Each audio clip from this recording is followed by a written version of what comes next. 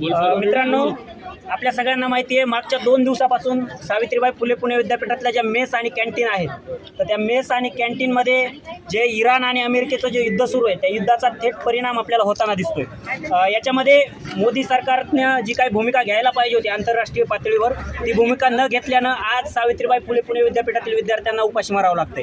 गेल्या 2 दिवसांपासून मुलींच्या हॉस्टेलमध्ये फक्त वरण भातावर मुली पूर्ण दिवस काढतायत। जे काही मुलांच्या हॉस्टेलच्या मेस आहेत, त्या मुलांच्या हॉस्टेलमध्ये गॅस अभावी एकच भाजी विद्यार्थ्यांना दिली जाते, चपात्याही कच्च्या दिल्या जातात।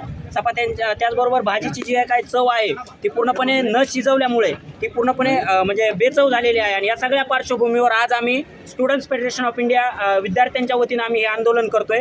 आमची एकच मागणी आहे की सावित्रीबाई फुले पुणे विद्यापीठातील जे काही कुलगुरू आहेत या पदावरती, तर कुलगुरूंनी या संकटावरती भूमिका घेतली पाहिजे।